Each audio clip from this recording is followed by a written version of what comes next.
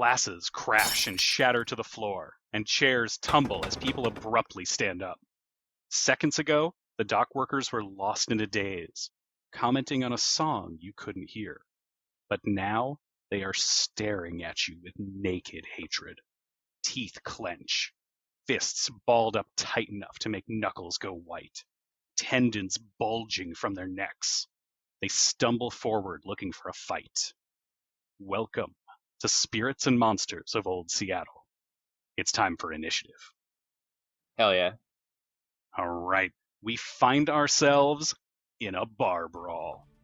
Oh no. So we find ourselves in the Chip Tooth Bar. A group of dock workers have suddenly been possessed by a rage. They've stood up, chairs have been flung away, and they are staring at our three investigators with just a burning, seething hatred. Julian, what are you doing in this bar?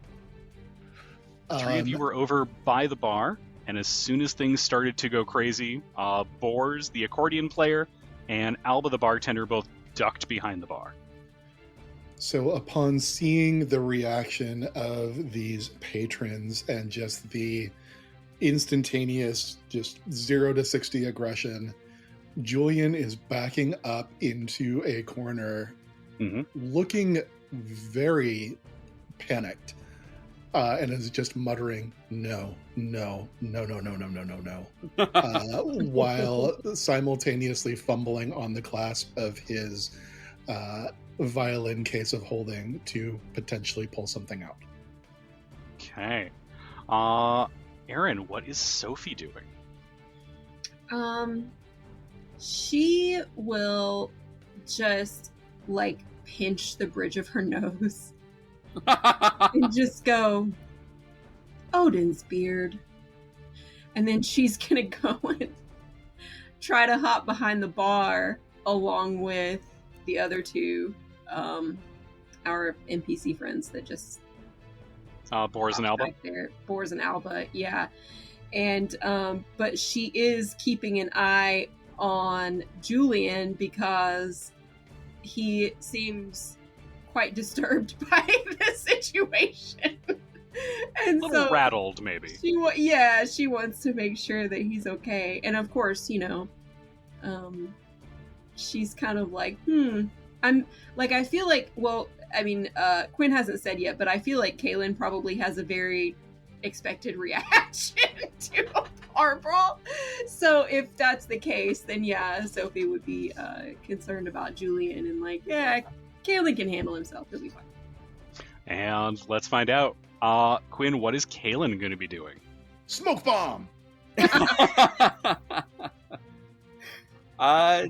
No, Caelan just stands up and smacks one fist into a palm and kind of stretches his neck a bit and is like, all right, lads, let's do this. Okay. I will add, Caelan has probably been in a bar fight or two. The fights that happen at the Chip Tooth, and they do happen, are not like this. Oh, yeah? They do not go from 0 to 60 like this, where it's everything's fine and suddenly it's not. Oh, yeah. I mean, this is... I think Caelan has picked up that this is some sort of Vassan something. The Chip Tooth itself is not a particularly big structure. Where you are, kind of in that back corner, there's the bar, they had the grills that were going, there are some pots that are boiling. Off a little bit closer to one of the leaning walls are some bar stools, which you could probably make a good club in a pinch. Farther away from y'all, there are a few tables that had a couple glasses on them. You suspect that if somebody was of a mind, they could pick those glasses up and just hurl them like a ranged weapon. Thankfully, where you are by the bar, you could easily duck behind it to take cover. All right, so, dear listener, we're going to try something for the very first time. We are going to try doing initiative. I hope we succeed. This is going to be fine. This will be fine. We'll find out. All right, so initiative has been dealt. First up is Julian Benavides, then one of the dock workers, then Sofie, the other 2 dock workers, and finally Caelan. Now, before we act, do any of you want to switch your turns around? I would. I'm sure you would. Does anyone want to switch with Caelan and go last? Yeah, I will. Not only do I think that's advantageous for me this round, I feel like Julian is in a panic and is probably not going to be the quickest on the draw here. That makes sense. And that works for you as well, Aaron? Yeah, it's fine. All right. Although I will use one of my quick actions to dodge. So you haven't been attacked yet, so you don't need to. Oh, I don't need to call that yet. Pardon. Yep.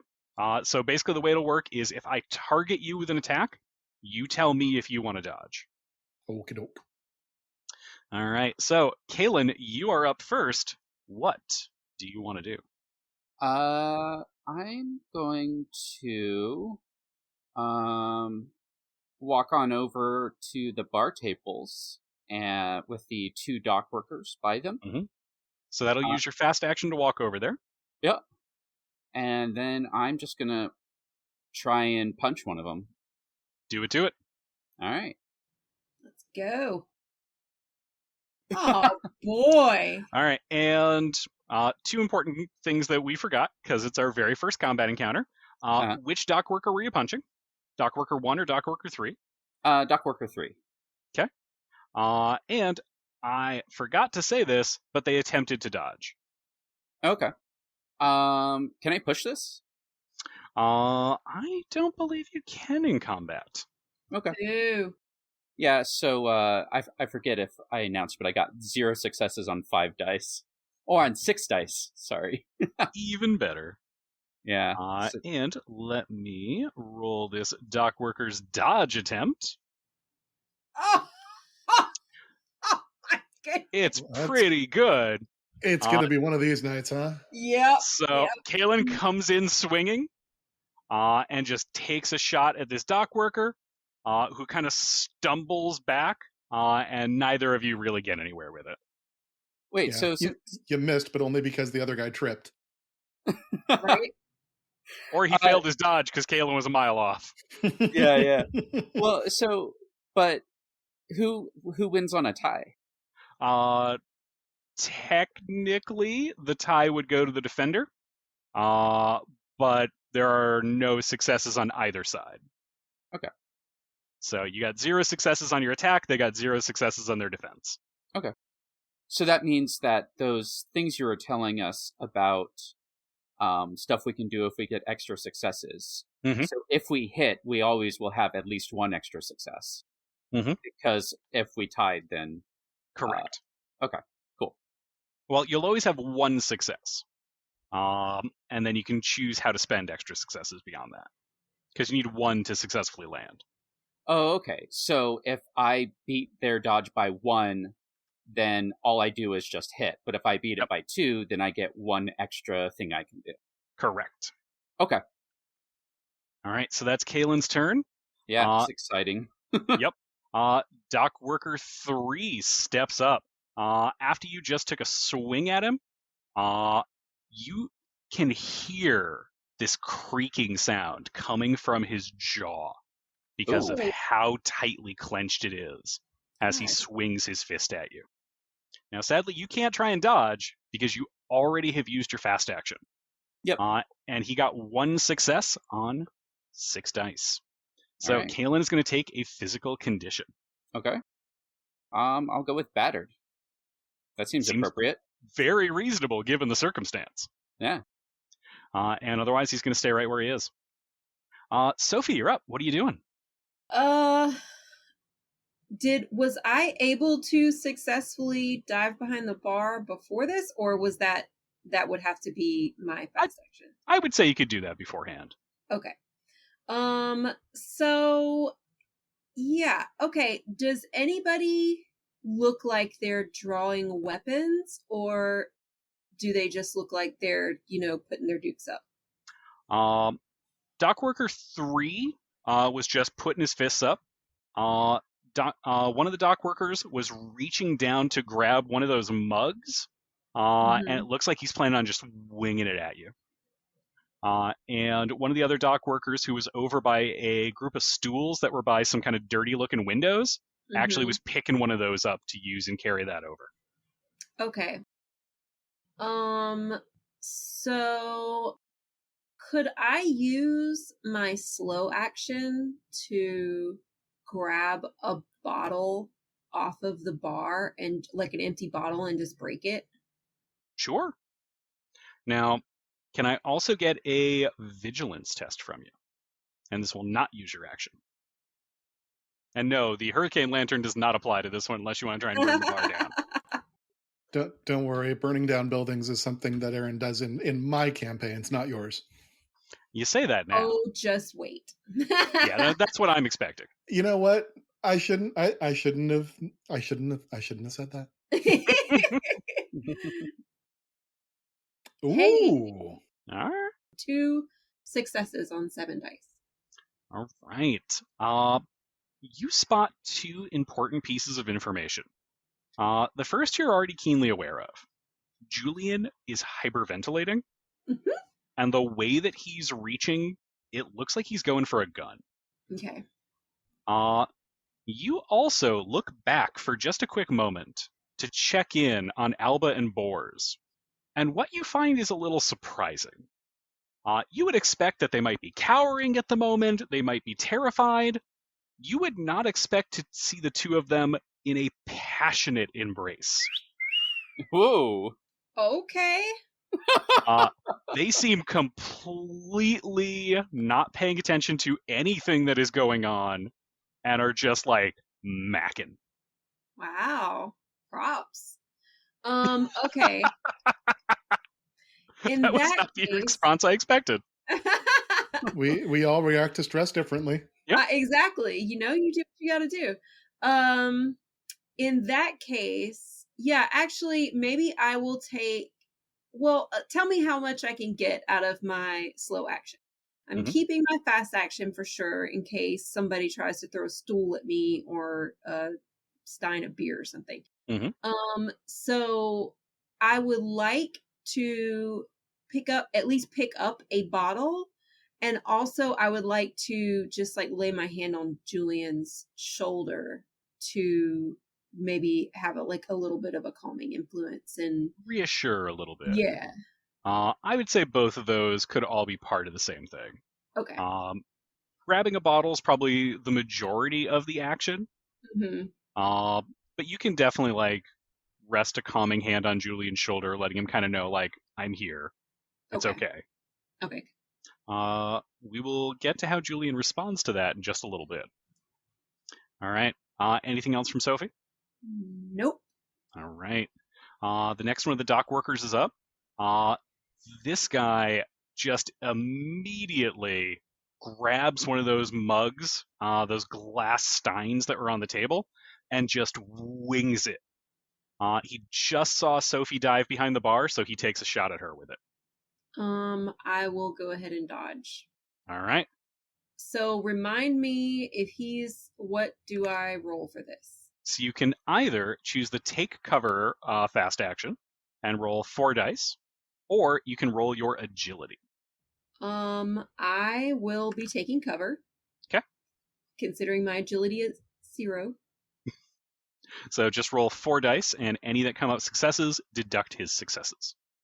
1 success on 4 dice. Nice.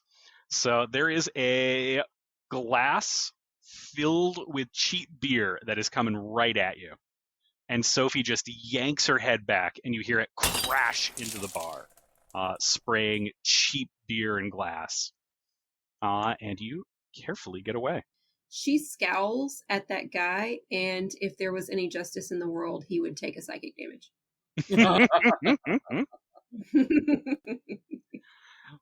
Sadly, there is no justice in this world. Correct. Yeah, that's okay. Correct. Our last dock worker scoops up one of those stools and comes stomping forwards at Julian. That is going to use up his fast action, and he swings this chair down at him. Yes, I will definitely be dodging that. All right. And I will, or I guess I technically, I guess I'm taking cover. You could either take cover, dodge, or you can parry. And parry would be my physique Either, plus... Physique plus close combat or force, depending on what you're using to parry. Well... If you're using your fists and your beefy you know forearms... what, I'll tell you what, sure, let's go ahead and we will say I will attempt to parry, because it'll be the same number. But I will attempt to parry, and I've definitely got my hands on the violin case, so I'm just going to kind of put it up and try to knock the chair out of the way. Okay. So it'll be close combat. Oh. It's force if you're like physically doing it, like unarmed fighting. Oh, that's even worse. Okay, still, that's what I'd be doing. Let's do it. And hey, there we go. All right, 1 success on 3 dice. So this guy swings this chair down, and maybe it's the adrenaline, maybe it's the fear, maybe it's feeling a little bit more calm, having Sophie's hand just reassuring you. Meaning no offense to Aaron, it's definitely not that last one. Rude. Yeah. Rude. So, for whatever it is, Julian is in the perfect moment and just steps forward and grabs this stool as it's coming up, yanks it out of this guy's hands, and throws it aside. It crashes to the ground and splinters apart. That's kind of hot. Says Aaron, not Sophie. Sophie, unlike Aaron, is not a cougar. Yet. True. So, Julian, it is your turn. What are you going to do? I am going to... I've had my hands kind of fumbling at the violin case. I pull out a shotgun, and I level it at dock worker number 2 here in front of me. I am not going to fire. Okay. But I am just kind of, again, Sophie right next to me is just hearing just panicked, no, not again, no. And just seemed to be, just in an absolute panic about this. I guess I will... you know what? I'll use the butt end of it, and I'll try to go ahead and just whack him with that. What would I roll for that? That would be close combat. Close combat. All right. Would he get a equipment bonus?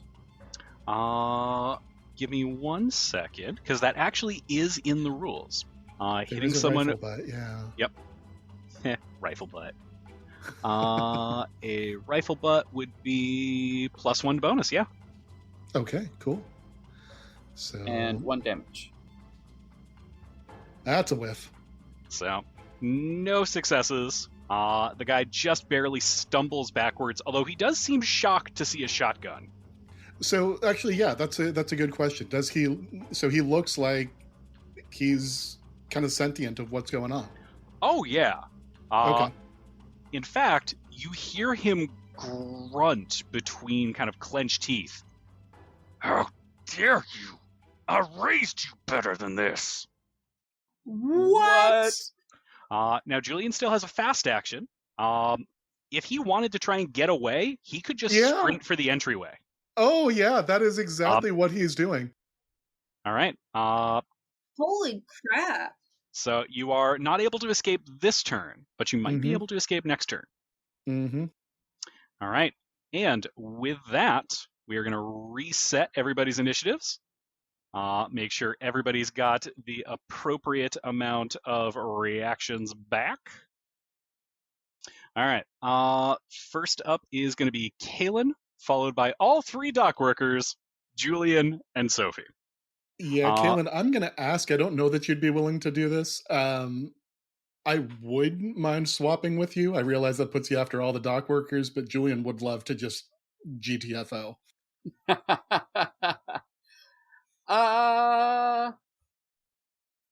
Yeah, sorry. I think Caelan's too eager to do some punching. All right. All right, and I don't think it makes sense for you to necessarily swap with Sophie. No. All right. Top of the order. With dock worker number 1. Fortunately, no. Is he willing? No, he's not. It's so strange. Caelan, you're up. Wait, so the initiative thing, is that a character decision or a me decision? Because I would be willing to swap, but I think Caelan would not want to wait. Player decision. You as the player get to think, would it be more interesting for the narrative for me to go or for someone else? Or is it more beneficial for us as a team for me to go or someone else? Yeah, okay, I'll switch with Julian then. Yeah. Okay. Oh, okay. Thanks. Yeah, I mean, maybe you could sort of get momentarily, not distracted, but just like glance over and be like, oh, Julian's okay, bye. So, all Julian right, with a shotgun being like, no, no, no, no. He's the no cat right now. Oh, yeah. Thank you very much, Quinn, first off. You're welcome. And secondly, he is taking both fast actions to just sprint. So it's actually your slow action to flee. Well, fine. So yeah, Julian just right out the door. And no one is in that same zone, so no one can stop him. He deflects a bar stool with his violin case and then whiffs with a rifle butt and then just sprints out the door. Catches a bar stool with his bare hands, casually throws it aside like a Waffle House waitress, and then swings a shotgun at a man's face and then just runs out of the room going, no, no, no, no, no, no, no. Classic Julian. Classic Julian. This is a patented move. Julian. I'm disappointed he didn't try to do some bardic inspiration on us. It's not that kind of game. All right, dock worker number 1 is up. That one watches Julian run out, and then his eyes narrow on Caelan. He balls up one fist and just goes to take a swing at him. All right. Do you dodge? I mean, I get one dodge, and I'm in a zone with 2 people who seem to be kind of miffed at me. Mm-hmm. So I don't know that it really matters which one I try to dodge. Is there one dock worker that looks scarier than the other one? No, they look about the same. Okay, yeah, then I'll just go ahead and dodge this one. Okay. I'm going to actually I'm gonna parry. Gonna put up my arms in a boxing blocking maneuver. I don't know what that's called. It's called a block. Okay. All right, I'm gonna do that. You got nothing. And I got nothing on 5 dice. Fun. This is a lot of slap fighting going on I'm here. starting to become concerned. I like to think of it as dramatic dodging back and forth. However, as his big meaty fist swings in at Caelan and Caelan gets his arms up and knocks his blow aside, it leaves him vulnerable to his friend. Yep. And he takes a swing at Caelan's ribs. Ah, fuck. And he connects. You take a physical condition. Yeah, I'm going to go with exhausted. He kind of knocks the wind out of me. It's been a rough day for Caelan. Yeah. It might also be a rough day for Sofie, as the 3rd dock worker looms forward towards her. He is still muttering, and he balls up his fists and just takes a swing at her. What is Sofie going to do? Take cover. Okay. Roll 4 dice. Oof! Oh no! One so good news, bad news. Bad news. The good news is you got 1 success on 4 dice for your dot, for taking cover. Bad news, he got 3 successes on his 6 dice. So he takes this swing at Sofie, and she ducks backwards, but it's not enough. And his fist just connects with her shoulder, and there is a terrible pain. You take 2 physical conditions. Jesus. Ugh. Okay, I will take battered and wounded, I guess. Oh, that's her. That's her bad shoulder. So, that's the one that's already been. That's in rough shape. Was injured. Yeah, a while ago. So. All right, and Caelan, you are up. He kind of gasps for breath and says like, "Oh, it's going to be like that, huh?" And he pulls out his crowbar and is going to take a swing at dockworker number 3. Okay, he will try and parry that. Actually, no, he's going to try. Yeah, he's going to try and parry it. Motherfucker. 0 successes on 4 dice. And he got 1 success, which is 1 more than you. Yeah. So he is going to. Oh, I know what he's going to do. So you swing this crowbar in at him. And what you are expecting is for someone to back away. Generally, when you swing a crowbar at someone's face, they don't stick around for that. Yeah. This motherfucker comes in. Yeah. You do not expect that. And the two of you kind of get into a tussle and crash into the wall. And Caelan's hand smashes against this wooden kind of shanty plank wall and knocks the crowbar out of his hand. Shit. All right. So you have been disarmed. You can pick up your weapon, but doing so is going to be a fast action. All right. And Sofie, what are you doing?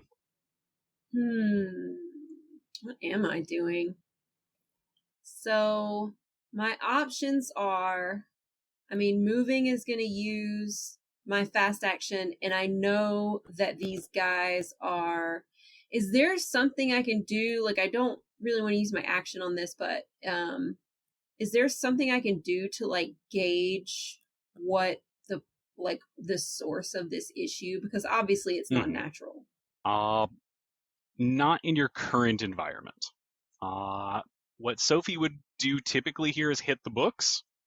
And that feels like a sheer recipe for getting alcohol and punched in the book. Right. I kind of think that we should just leave.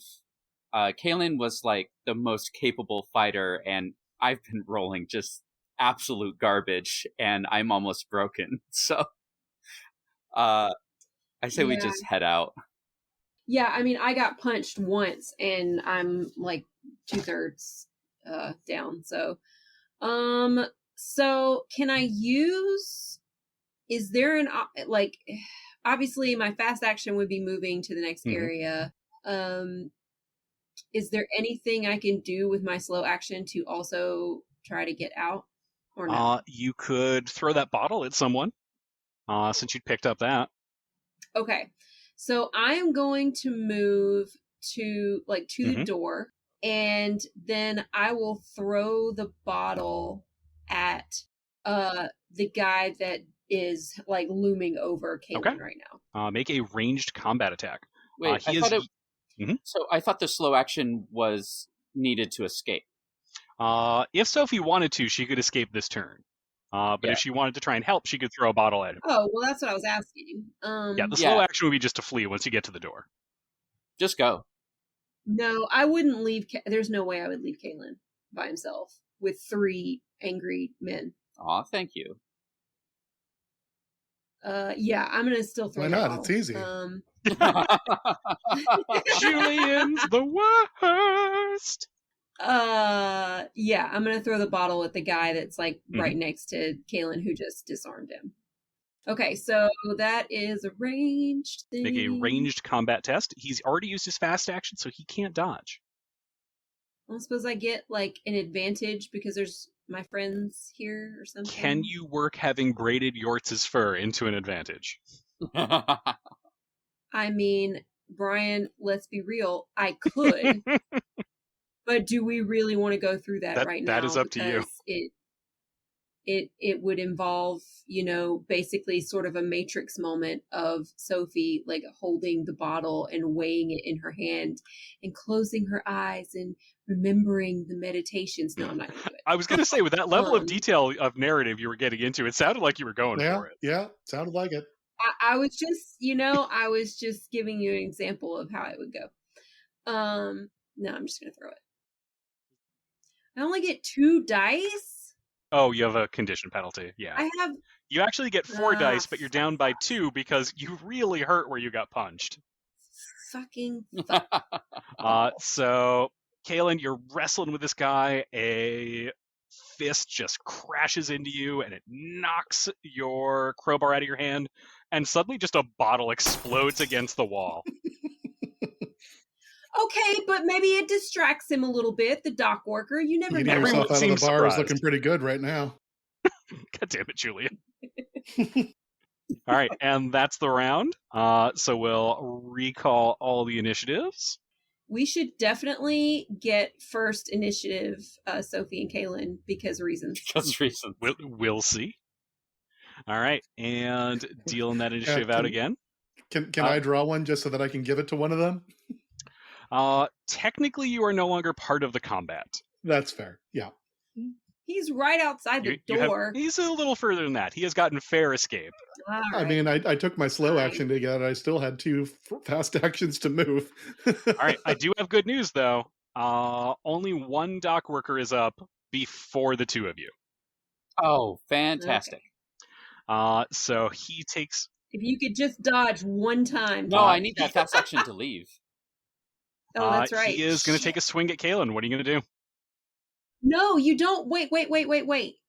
To flee, he needs the slow action, Yeah, but I have to right? get to the doorway. Yeah, he's got to maneuver over to the entryway where you are. So you have to Mhm. use one. Okay, I see. Okay, just making sure. So are you going to dodge? No. All right. Oof. He comes in with this big wide swing, and Caelan is just tunnel vision on. I got to get out of here. Yeah. I don't know how this bar fight turned into 3-on-1, but I do not like it. And as he's focusing on just that doorway where Sophie's like, "Come on!" He Yeah. just gets clipped in the temple by a knuckle. Oh, yeah. So you take a 3rd physical condition. Yeah, I'm wounded. You are already wounded. No. That's my 3rd one. I'm I see. picking wounded right now. Got it. So now I you're ha- exhausted, battered, and wounded. Exactly. Yeah, like that, cuts open his skin a bit, and he's like bleeding down the side of his face. It looks very dramatic. Yeah. And Caelan's just going to book it. Okay. Yeah, fast action to the door, slow action out the door. Same for Sophie. Second fast action, Julian. What the fuck? You see Julian a ways down the street. You also notice a shotgun at the base of the door. I'm gonna, if I can, pick up the shotgun as I go. Yep. You can. All right. All right. That was our first dramatic combat in Vaesen, everybody. I'm good at fighting. It went very well. I lost my crowbar, Wow. my favorite crowbar. You did. Julian got triggered. Caelan got beat up. Sophie got punched, and then we ran. That away. is Yep. correct. Yep.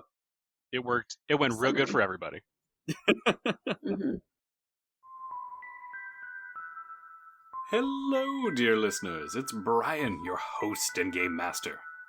Whew, that was a heck of a combat. Now the PCs have escaped and are catching a breath, and I think Sophie might have wanted to have a word or 3 with Julian. I wanted to jump in and take a quick second to share the trailer for a show that I have been really into. It's called Astronomica, and it's a Stars Without Number actual play podcast. Astronomica is a sci-fi sandbox game, kind of like a blend between The Expanse and Firefly, and maybe a little Red Dwarf and Lex thrown in there too. They release episodes weekly with a catalog of over 160 plus episodes already out. If you're intrigued by the trailer like I was, you can give them a listen at astronomicapodcast.com or on any major podcatcher.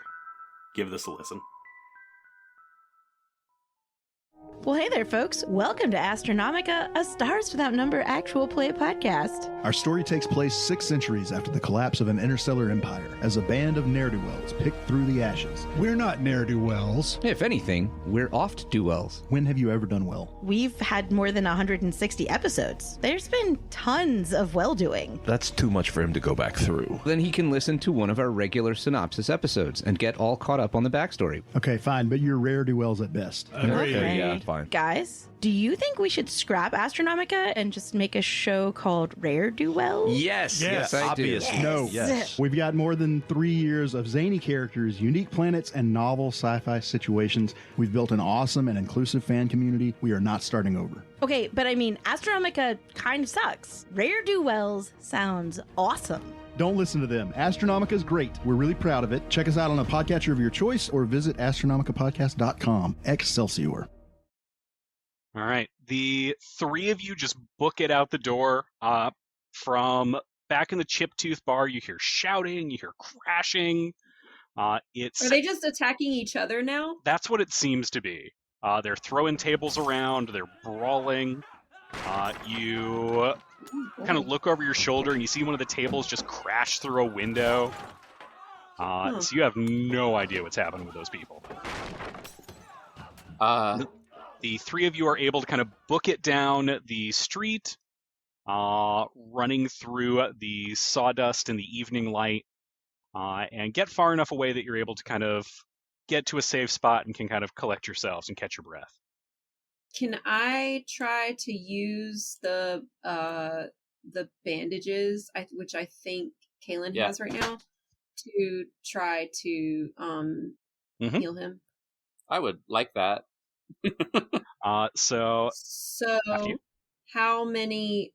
What bonus does it? Because I don't have it in my inventory. It's not. Simple bandages are a +1 bonus. Wait, so hold on.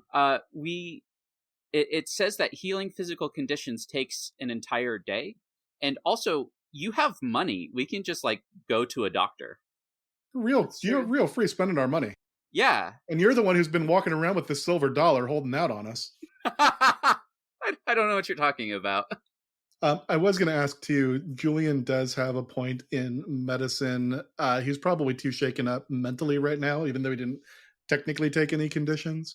But would he be able to help in any way? He would. Yeah, you'd be able to definitely provide the helping action, which would give you a +1 bonus.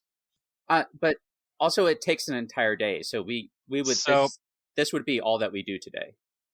Could we go back to the library and Julian could roll medicine on both of us, and we take a day of rest, or?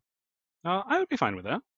Okay. And like I said, we could also go to a personal doctor or surgeon to heal broken and any 2 conditions. Ooh.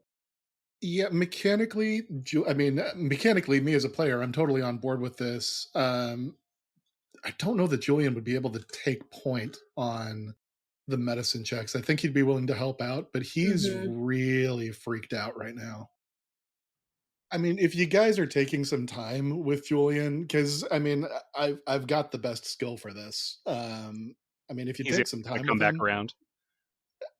Pardon? He's able to kind of come back around. Yeah, let's just go back to the library first, and we'll try to chill and have a brandy or whatever, and talk about what happened and calm down, and then see if any of us needs medical attention. Oh, yeah, he's 100. Yeah, because like I said, Julian is 100% freaked out, but yeah, he can get over it. He just needs some time. Oh, okay. Yeah, all right. Let's just head back to the library then. Okay. So the three of you kind of make your limping way back towards the library. However, oh, shit. As the sun is beginning to sink, the last few glimmers of oranges and reds are in the clouds. You can see them kind of blowing in the wind. As that wind changes direction a little bit, you begin to hear a song in the air.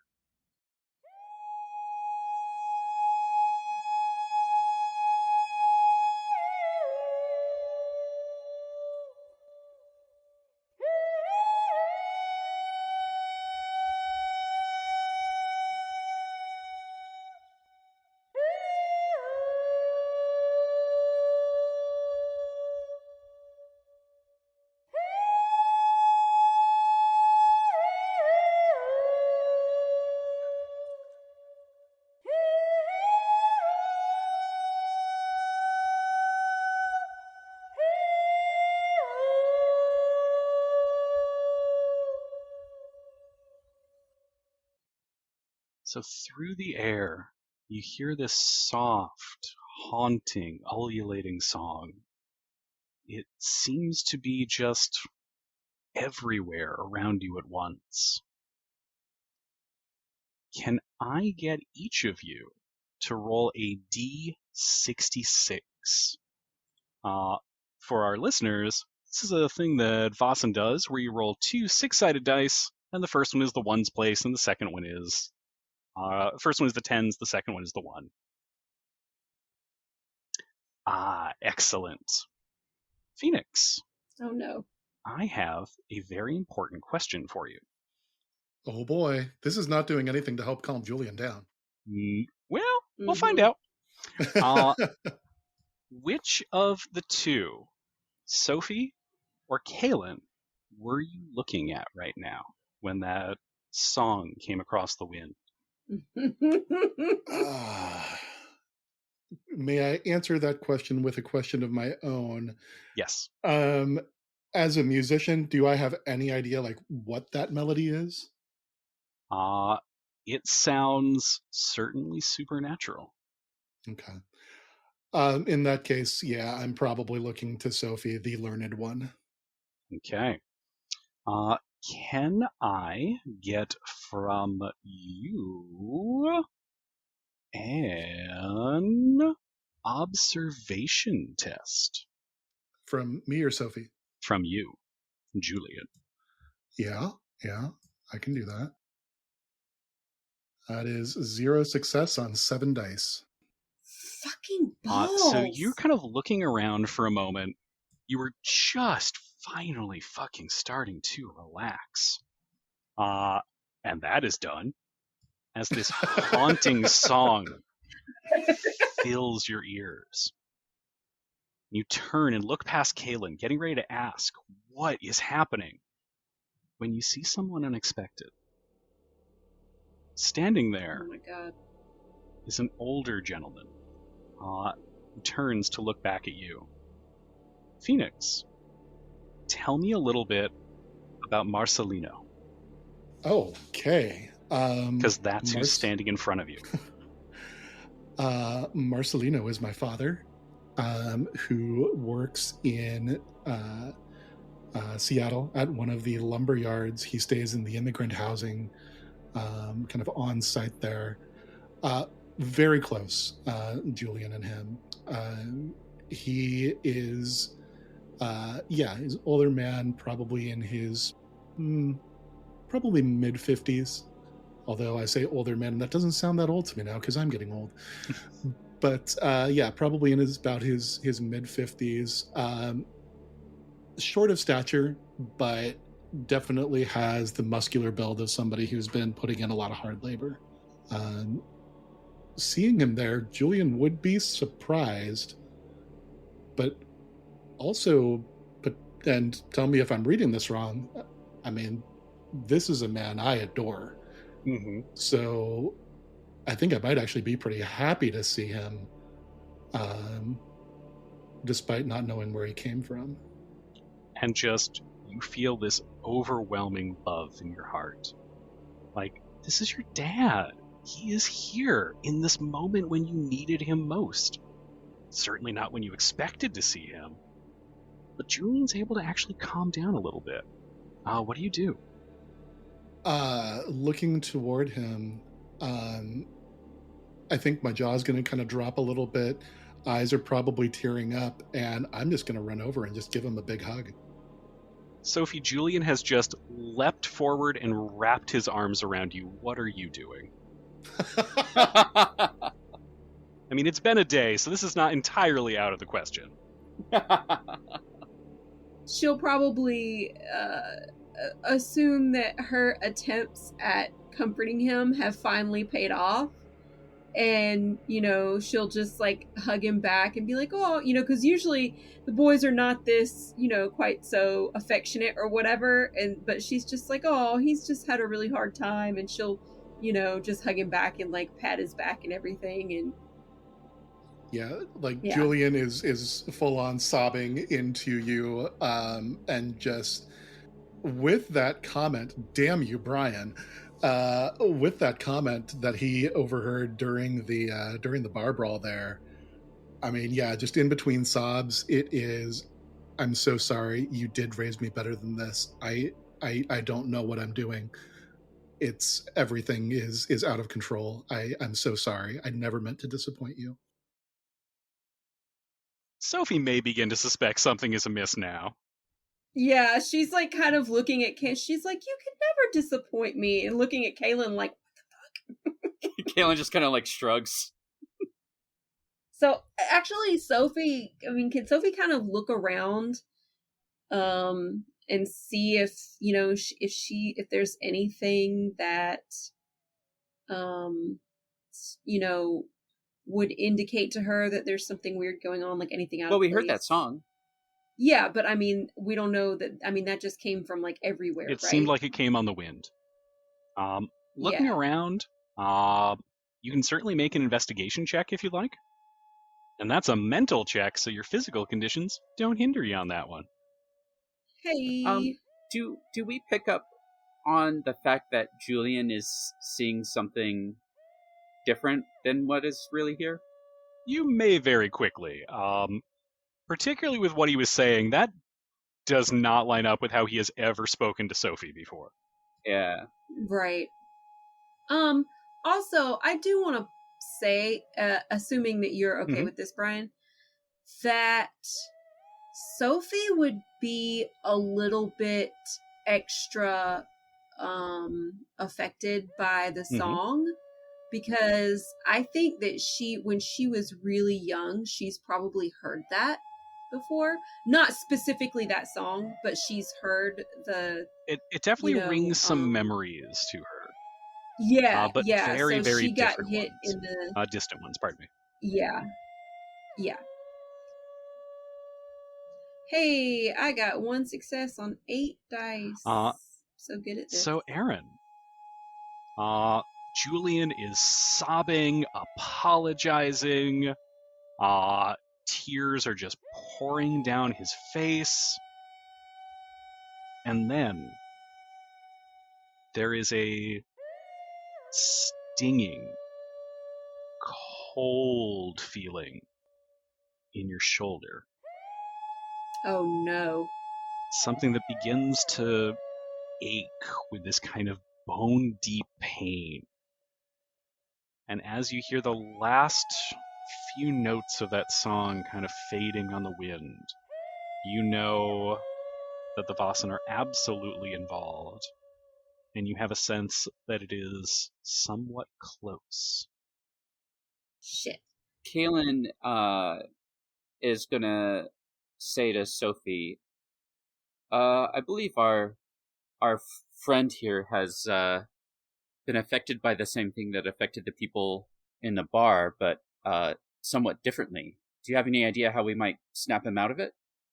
Do I? This is not something you've run into before. In that case, I'm just gonna tell him, like, we need to get back to the library immediately. There are Vossen about, and we need to get inside to the librry. Right. Caelan's gonna look around and see if he can spot one, because, instinctually, like when she says that they're around. There doesn't appear to be anything that Caelan sees. Okay. I won't even make you roll for it. Okay. Phoenix. Julian hears his father say, "We should really head home, son." Bawling into Sophie's chest. I'm just nodding. Yeah, I'd like that. Yeah, Sofie will just like usher him back. She knows that something's going on, but obviously he is sort of, paying attention to her. And Dad. Oh shit.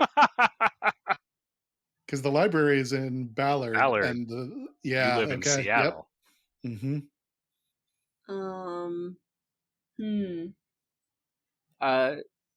Caelan's just gonna say to Julian, Julian, you're not well. We need to go back to the library. Do I see? So I You see think Caelan that perfectly well. Everything else around you is exactly like it was before, except where Sofie is, you see Marcelino. Am I pronouncing that correctly, by the way? you are. And a little bit of backstory IRL. Marcelino is my Filipino grandfather. Rest his soul. Aw. I wanted to make sure I got the pronunciation right. You got it. You absolutely do. So So- Caelan had said, "I'm not well. We need to get you back to the library." Yeah, and he also overheard me saying that Julian is, possessed by the same thing that affected people in the bar. I'd look over to you, Caelan. I think you're right. I'm not doing real well right now. I'm just gonna go with my dad if that's all right. I'll catch up with you guys later. Oh, buddy. Yeah, I think let's take your dad back to the library with us. That's the safest place to be right now. Ooh, good call. I'd look over to Dad and kind of just look for a response. What do you? Actually, what would be closer from where we are right now? The library is much closer. Okay.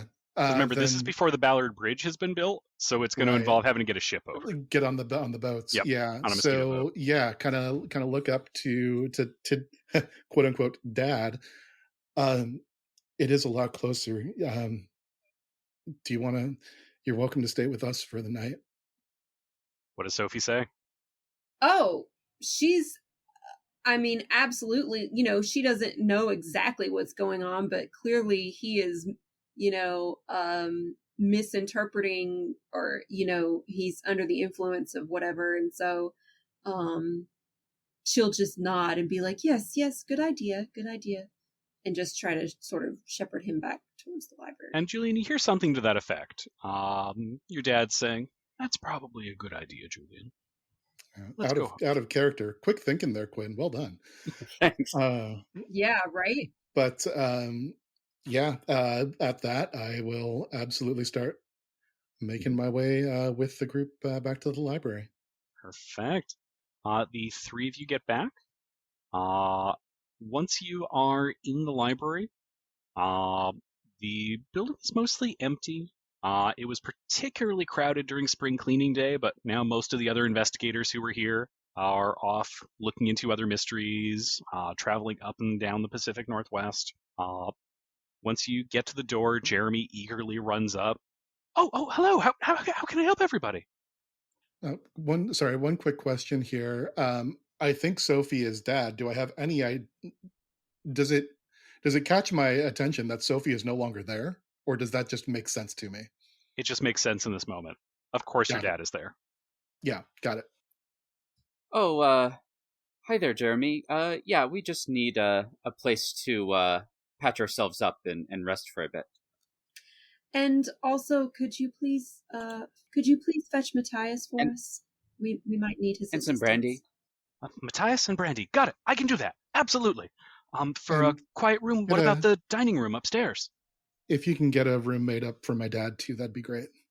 Oh, is he Uh, going to be joining us this evening? Jeremy, belay that. Julian is under the influence of something. Sofie will just like hush Caelan. And Yeah, I be shoot like, you a very yes, quizzical yes, look. I'll be staying. Like, yeah. Caelan's trying to deny your dad accommodations. Rude. You've got my shotgun. I still have a pistol. Whoa!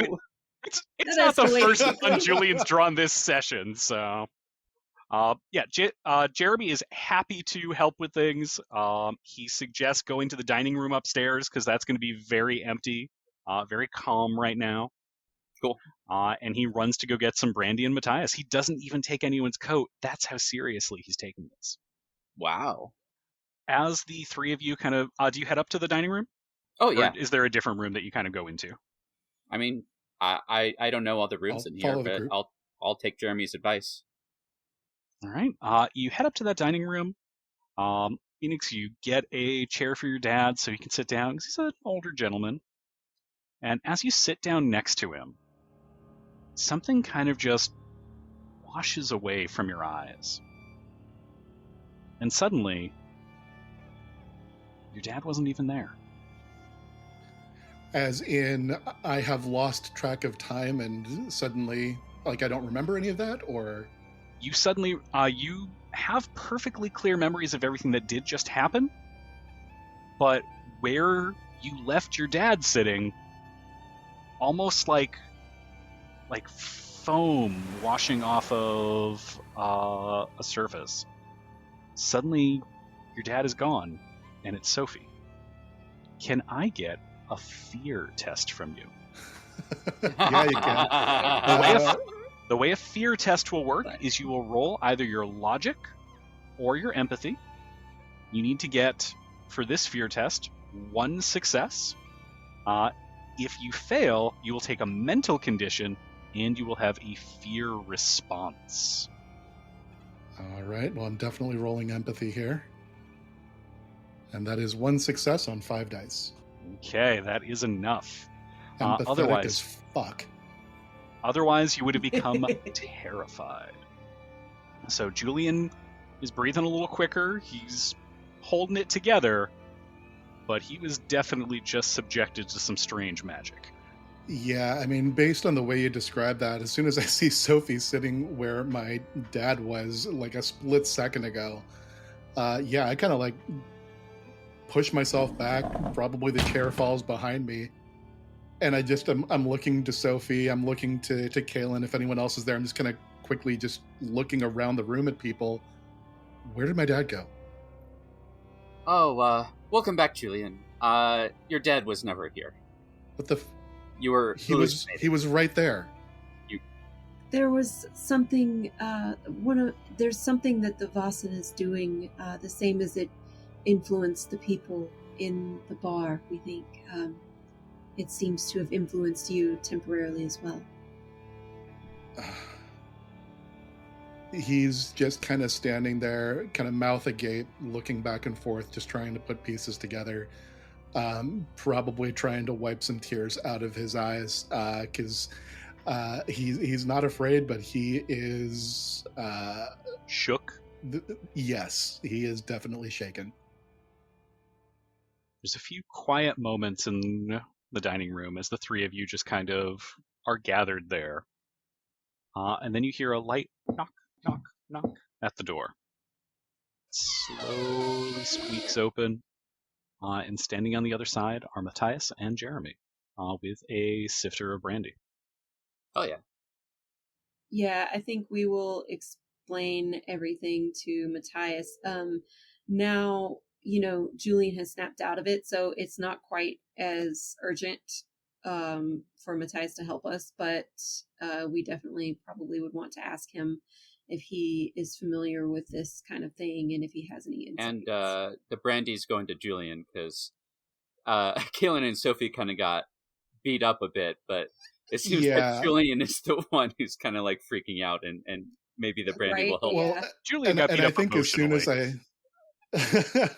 Yeah. I think as soon as I do kind of start getting my wits back to me, I'm instantly like, oh my god, you two look like crap. And Caelan being the one who's really looking like it, he got the worst of got it, knocked around pretty hard. I mean, I would at that point start whatever I can with attempting to do what I can for him. Mm-hmm.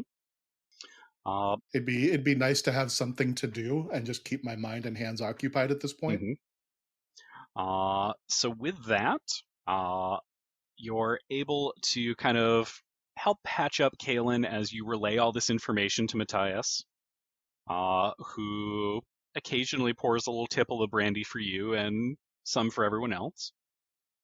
He asks a few questions, but he mostly just lets the group talk as he kind of listens.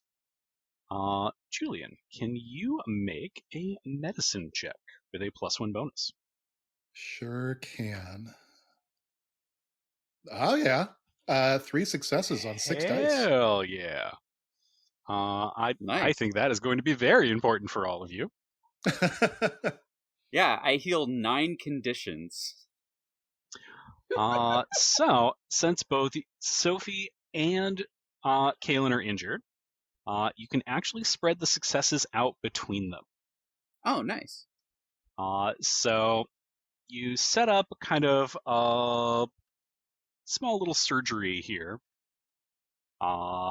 Getting bandages, getting some stitching going, sending Jeremy to go bring some warm food for everybody. You've got some soup that people are eating. A successful test heals 3 physical conditions distributed between patients as you see fit. Each extra success heals another 3 conditions. So what can I do with the extra 3? For that 1 extra success, I will actually say that through some smart planning and kind of the way you spend your bandages, the work that you do, you are able to hold on to those and will be able to use them again during the mystery. So you haven't expended all your simple bandages yet. Nice. Very cool.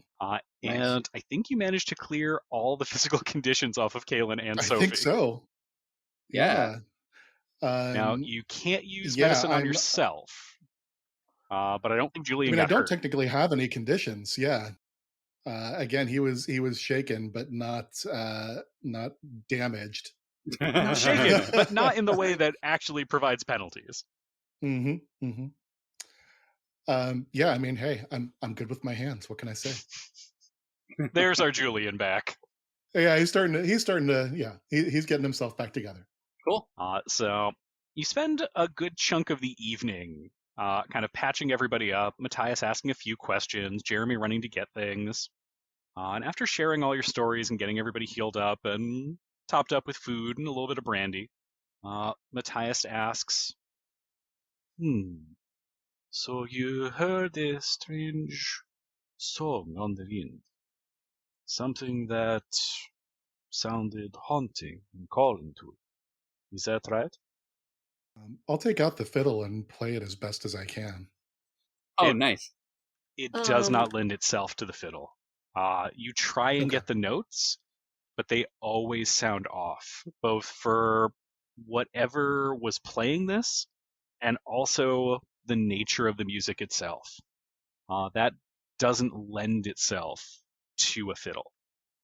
Sofie will definitely jump in and explain to Matthias that it sounded like the Kulning, like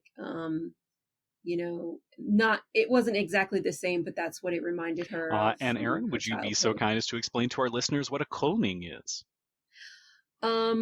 The Kulning is the song that in Scandinavian countries, specifically I think in Norway, the women would use to call the cattle home. And it's very haunting and otherworldly in real life. So it definitely lends itself to some kind of supernatural and because of kind of the up and down nature of it, it was really good for sounding over hills and through valleys and through forests. And so it would call the cows home. Sofie, there's something about this. You know there's a piece that's missing here, but you feel like you're making connections. When you roll to determine what the Vasen is, you may take a +2 bonus. But don't roll just yet. I will also say, after having experienced that song, you are certain, as an investigator, it is not the work of the neck.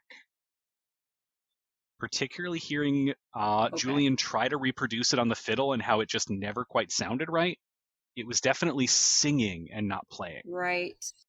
Now, the group of you could spend the night hitting the books, researching, digging through the stacks, or you can get some rest and try and talk to Kipper in the morning. So I feel like we would need to rest to satisfy the duration of healing. Pretty much, yeah. Or you can kind of push through. Yeah, I mean, I'm gonna rest. I really don't want those 3 conditions. Yeah, story wise, I think Julian is just gonna try to pass out. Yeah, I think we can get up in the morning Do and some try investigating then. to Okay. do some research. Yeah. Although it is distinctly uncomfortable sleeping here, yes? Typically, yep. So Sophie's place is nearby, so maybe we could crash there. So I will add, Of course. do you want to walk through the darkened streets to get there? At this point, Oh, it's that's a good probably point. about 10:30 p.m. in a time without street lamps. So it is quite dark. But we have the hurricane lamp. So a little sphere of light in a sea of darkness. Yeah, you know what? I will absolutely tell Yeah. them, no, we're not going back because of what happened. Like, to me, that's the exact same thing that I thought. Oh, I'll just take a lamp and I'll be fine. Then you thought about that for a quick And, second. We're like, yeah, oh, it hell didn't go no. so great. Yeah, Yeah. good point. Yeah. Sorry, another question. Pardon my lack of worries. information on the time period.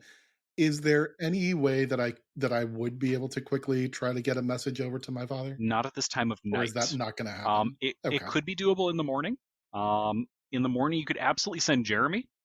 If it is an emergency, you could probably send Jeremy on a horse if you had one. I don't think you do. So it would be basically telling Jeremy to get running. No, that's not the nature of the message. Okay. So no. Yeah, in the morning, you can definitely send him out with a letter or it wouldn't be a telegram because Ballard doesn't have a telegraph station yet. Okay. But you could definitely like draft up a quick note and have Jeremy run it over. Or you could pay a messenger boy in Ballard to go deliver something. Cool. So the three of you go to sleep in the library. There are, again, a number of rooms that have been set up for the investigators, although they are somewhat infrequently used. You all have a night's sleep. It is somewhat restless, and you have dreams that are lost as soon as you wake up.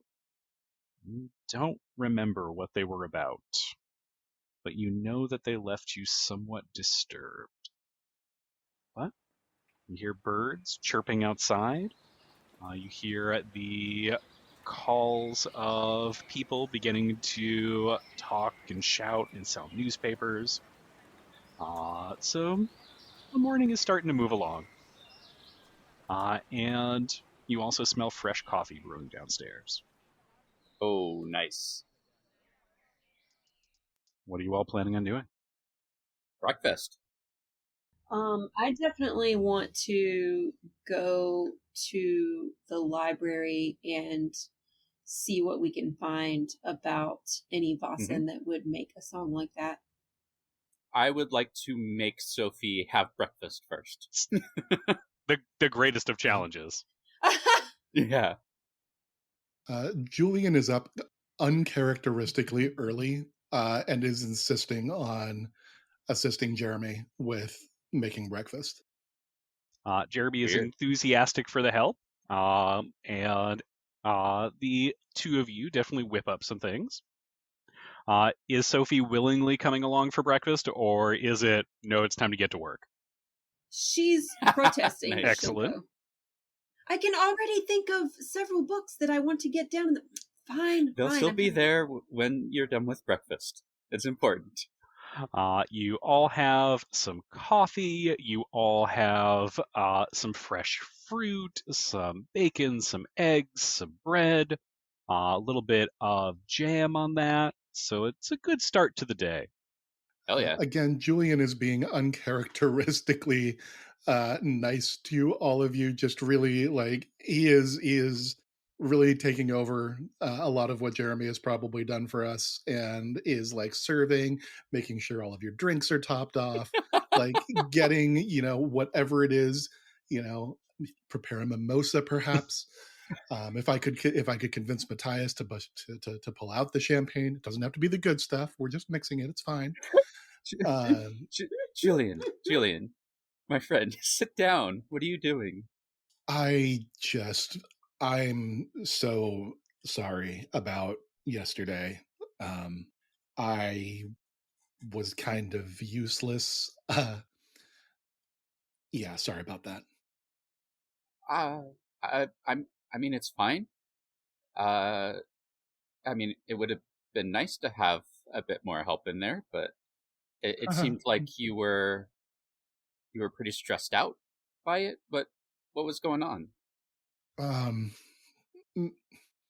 maybe we'll talk about it later. But yeah, it just apparently now I'm seeing things too. I don't know, but I'm sorry to both of you for not being more help back there. It's okay. Yeah, Sofie will just kind of take his hand and you're here for us if you need us, Julian. Don't Oh, worry I'm not about worried that. about it. Did you want more Julian eggs? made it out all right. All right, Okay. fine, more eggs. I could use some more eggs. Julian turns back to you with a plate of eggs for Sofie, and there's just like sausage and bacon ready for you. Awesome. So you all have a quiet breakfast together. The tension of the previous night feels like it's starting to dissipate a little. I now have an important question for you. How long will you spend researching in the library? What I will let you know is, Aaron, since Sofie is here, you could make the learning test now. There is also a point later in the mystery where some pieces would lock in and you can make that learning test on the fly. Or you can really deep dive while you're in the library and find out all the information you might want to about this possible Vasan. However, that is going to involve a larger investment of time. Why don't I hang out in the library all day and you guys can go talk to Hertz McGurts or whatever his name is. Kipper. That guy. I was thinking the same. I think that's a good plan. Yeah. I can go with you. Sofie, I know I'm not going to be much use to you in the library. I'll just get in the way.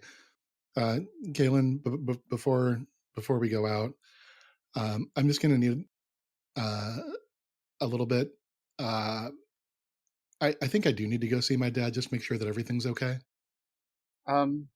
Yeah, okay, sure. Do you want me to go with you? I don't think it's necessary.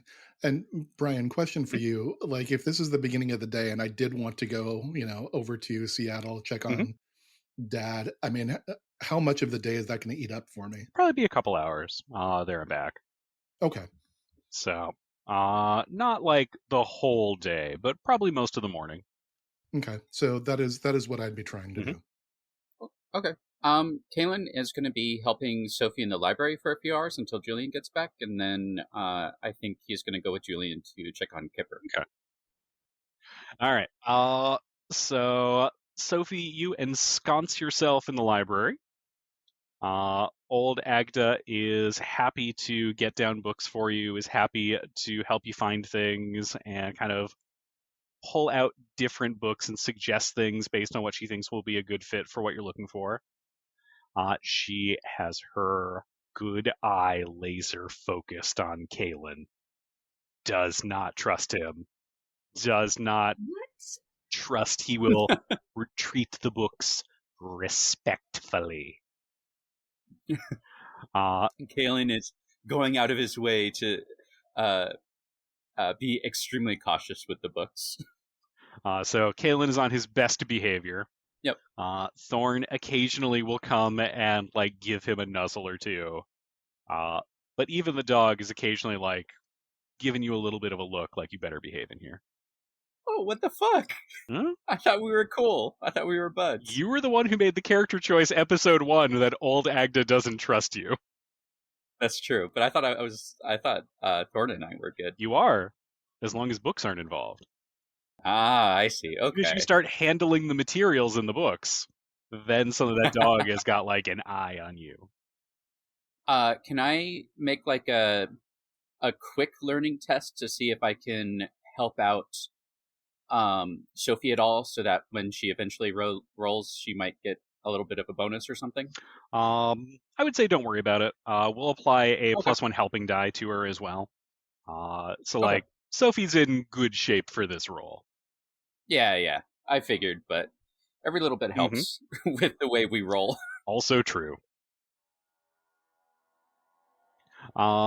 Phoenix, you take one of the boats over on the Mosquito Fleet, heading into Seattle. This is still the early days of Seattle, so there are quite a few logging camps in and around town. They haven't even cleared out all the trees from what we today think of as places like South Lake Union. So there are camps in and around town, let alone in the deeper forests. So you're easily able to catch up with your dad. And just so we don't have to roleplay out the entire thing. I mean, is he okay? Everything seems all right. He's excited to see you. He's feeling good. He's happy to see his son and catch up for a little bit. But yeah, he seems in great shape. Everything seems okay. All right. Excellent. So yeah, I will make sure that everything is good with him. I didn't spend. This is again making stupid choices, but they are appropriate for the character here. At the beginning, I did not spend any of my capital. I believe I have 2, so I am going to give him half my money, and I'm just going to go ahead and hand him the 1 capital. Excellent. Your dad thanks you. He's always appreciative of you dropping stuff off for him. And he has something for you to take back. Since you got over early this morning. He has cooked up some tocino for you. Aw. You didn't need to do that, Dad. Tell him to next time get some lumpia. For breakfast? You know, one day you are gonna have to give me the recipe for this. Mom never did entrust that to me. Maybe I could share it with Jeremy one of these days. Your dad looks briefly offended that you're going to share the family recipe. And then kind of laughs and like taps you on the arm. Thank you, son. Thank you. You have a good day. Be careful out there, Dad. If I hear timber, I'll get out of the way. I kind of catch myself, kind of being a little bit melancholy and instantly like, oh, yeah, no, I'm going to have every day is a good day for me, Dad. You know that. Just try to put on the brave face, and I'll make my way back across. So Julian is able to kind of shake off some of the day. Feels like a weight is off of his shoulders. Having checked in and seen that everything's fine. So he's able to board one of the Mosquito Fleet ships and sail back to Ballard and rejoin at the library. Sofie, would you like to make a learning test to know about what Vossen you may be encountering? Boy, would I! I knew it. So get a +2 bonus from something you did earlier. You said that when I go to look into the Vossen, I get 2. I think it was. Exactly why. It was for a reason. Reasons. We'll fix that part in post. I'll definitely remember that. I think she succeeded in investigation. Yes, right. And also had some suspicions about various musical Vossen. You've also got Caelan helping you, which is worth a +1. And take an additional +1 from just being here in the library itself. So feel free to roll with a +4. Actually, okay. You know what? Make that a +5. Does Sixth Sense play into this at all, or no? I think that's where you got that advantage earlier. Yeah, okay, that makes sense. Okay. Oh boy. Holy shit. Now, wow. Hey, we got the success. Success on 13 dice. We got the success. Now, would you like to push that roll at all? Dice. Push it. Yeah. You feeling maybe a little angry? Yeah, you know what? 13 dice? Yeah, I will. Well, so you re-rolled a 12. So what condition? Don't give yourself the condition yet, but do re-roll it with a -1. 2 successes. It's okay, fantastic. so 2 successes, and that was 5. out of 25 dice. 25 and what condition are you giving yourself? 2 successes. This is I am motherfucking pissed. Mark motherfucking pissed on your character sheet. Yep, it's required.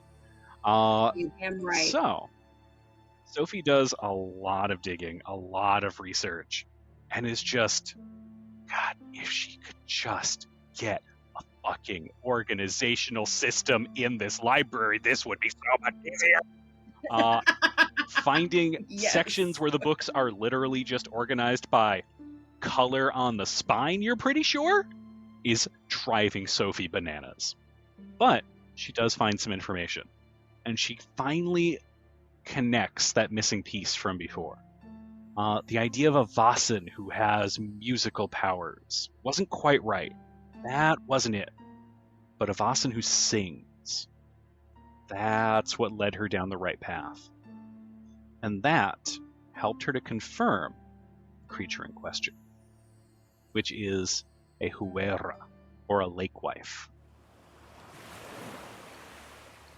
A Huera is the guardian of a large body of fresh water, and she has the ability to enrapture listeners, compelling them to emotional extremes of love or hatred.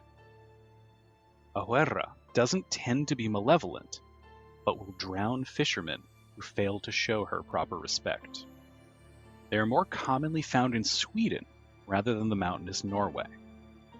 If a fisherman catches a particularly large pike or sturgeon with a bell on its neck, he should throw it back, since it's likely the lake wife's favorite fish.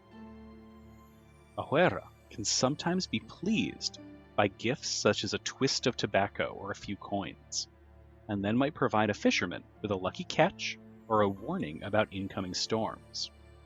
Huera particularly love gifts of mittens, and may grant a kind fisherman who gave her one incredible luck in fishing. Those affected by her magic can protect themselves by turning their coats inside out. Huera keep and tend striped cattle called huernut, and will do anything to protect them. The huernut are actually fish and will dive back into the lake if people come near. Now, Sofie senses there may be more information buried in the library, but it's going to take a lot of time to extricate it. Do you want to spend the necessary time to get to anything extra? How much is the necessary time? Enough that the situation around you will get worse. Ooh. No, I Got think enough to go on? that we've got something to go on, and we have been learning, we've been discovering things as we've been out on the last mystery and this mystery, and so I think that we should just go and she'll try to rejoin the others after they've been talking to Kipper or whoever, and we should just move forward with investigating the mystery, on the streets, if you will, instead of just she doesn't want to risk. It's already a precarious situation because Julian got affected. We were accosted in the pub, and Julian got affected on the way home, and so things are really escalating, so we need to get on it. Sounds good. What we can actually do for simplicity's sake is, while Caelan is helping you, Julian is commuting to Seattle and back, we can just say that you finished up your research by the time that Julian gets back in the morning.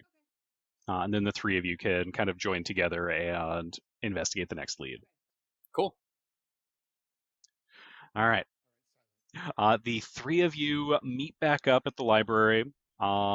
Julian having brought a delicious bit of breakfast with him. Second breakfast, no less. 11sies.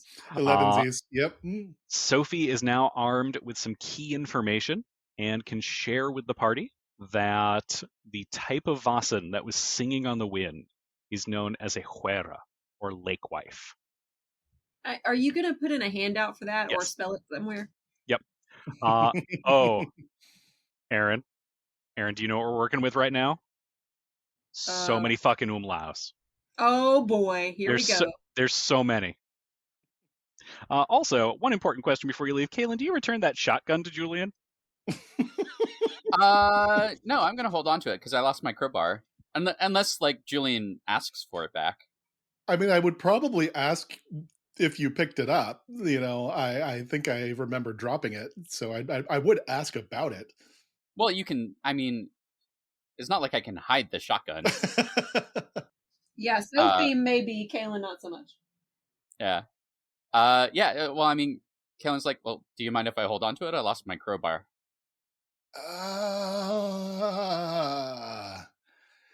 And you've got another gun anyway, don't you? Yeah. No, I do. And I kind of look over to Sofie.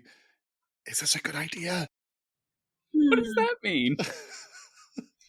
Well, considering that you seem to come upon pistols every so often, maybe you should trade him your pistol or something if you want to make sure that you have the shotgun. I mean, you'll just have another one in a few weeks. I mean, she's not wrong. All right, we can worry about the logistics later. We'll take that offline. The three of you make your way out of the library, kind of joking, kind of laughing, feeling a lot better in the light of day, and putting aside thoughts of the unsettling things that happened last night. You follow directions that you got from Bors and from Alba. And on your way past, you notice that the Chip Tooth bar is a wreck. It looks smashed up. The door is locked, but that's not going to help much because the windows have been knocked out. Like, it's pretty bad. You don't see any sign of people inside, though. Okay.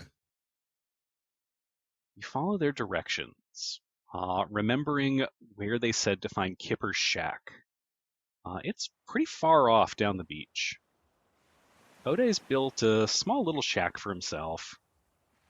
And after a little while of walking, it's getting to be close to probably early afternoon. You reach it. It's a simple shack, a one-room kind of affair. It's got a roof that mostly doesn't leak, and two simple windows. There's a canoe propped up on the outside wall, with some oars in the sand nearby. There are nets hanging from clotheslines in the back. And in the front window, there's a single candle that's flickering behind the wooden shutters. And as you all start to draw closer, that candle snuffs out. Whoa. What do you do? I'm willing to just go up and knock on the door. Yeah. I mean, it's daytime. It makes sense that someone would blow out their candle if they don't need it anymore, I guess. Do I see anything around the building that looks suspicious, or is Nothing it out of just... the ordinary. This is like just a kind of lean-to shack on the beach. It's sort of made with some pulled together materials. It's not necessarily nice, but it's probably better than sleeping outdoors in Seattle in the spring. Mm-hmm. Okay. You knock on the door, you hear some sounds from inside, but no one answers. Sorry, quick question I just thought of before we came out here. Since Sofie did learn so much about the huerra, I can't roll the R's like you do. Beautiful. Yep. I don't suppose there's any mittens at the library. There are not any mittens that are available at the library, but you could easily find some in Ballard. Okay, could we have stopped for like a pair for each of us? We'll do that one on the way back. Okay. And I turned my coat inside out. Yeah, I was gonna say, I think at this point, even if we look silly, we're probably gonna turn our coat inside out. Yeah, you can all do so.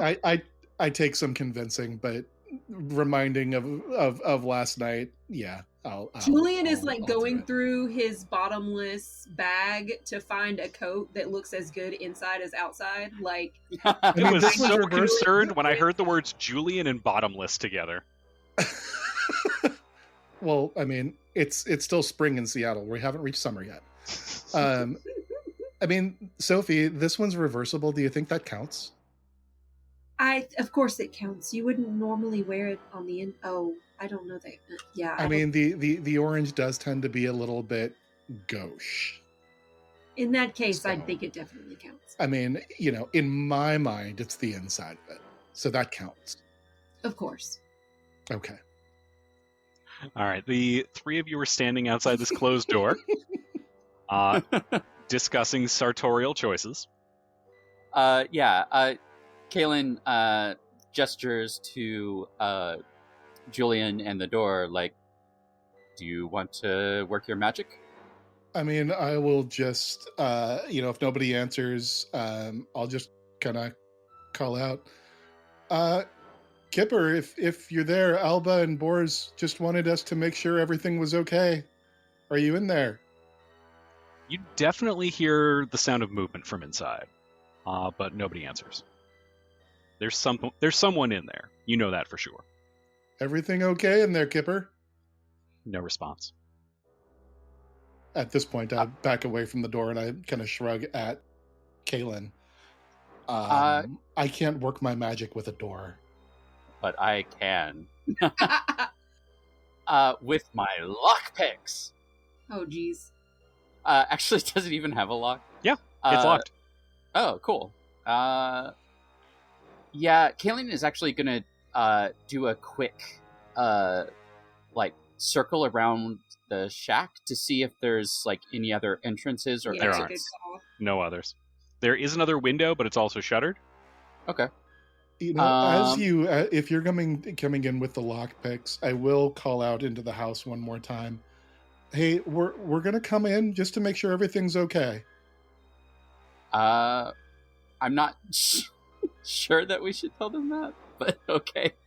I The mean, it's windows only were- a one room, so it's not like Yeah. we can sneak or anything. Like, once we open the door, we've obviously, Yeah, good worked point. in. The windows are shuttered. Mhm. Okay. Brian, how do I pick locks? Make a stealth check and use your lockpicks. Okay. And pray. 1 success on 7 dice. That's enough. It takes Caelan barely any time at all, but with his new fancy lockpicks, he is able to pop this lock like it's nothing. Pop and lock it. Pop it and unlock it, as it were. You push the door, and a stream of light kind of pours in, and the three of you see that door frame a frightened-looking man. His head is completely shaved. He's on the shorter side, probably like 5 foot, 5'2". He's got a thin little mustache that looks like it might come in someday. And he's got a series of poorly executed sailor's tattoos on his arms and on his neck. He looks at you, and his eyes look almost feral. I need to stop. I need to stop. The song. You don't understand. I can't stop hearing it. She's calling me back into the water. And he looks down at his hands, where he's holding a ceramic flask. He pulls the stopper off, and you see inside is some kind of golden liquid. Uh-oh. And he starts moving it towards his mouth. And we'll find out what happens next time. Oh. Oh, boy. Thank you for listening to this episode of Spirits and Monsters of Old Seattle. Our theme song is Myths and Legends by Robert Bruckmeyer, which is playing right now. Our music is by Andreas Lundström, and you can hear more of his work on the Sweden Rolls podcast. Link in the show notes. Our editor is Hannah Cheney. If you're enjoying this show, please take 2 minutes to rate and leave a review on iTunes, Spotify, or wherever you get podcasts. I know every podcast says it, but it really does make a difference and helps us continue to grow the show. Finally, remember the motto of the library: fear gives way to knowledge. Knowledge gives way to wisdom. And wisdom gives way to the truth. Until next time.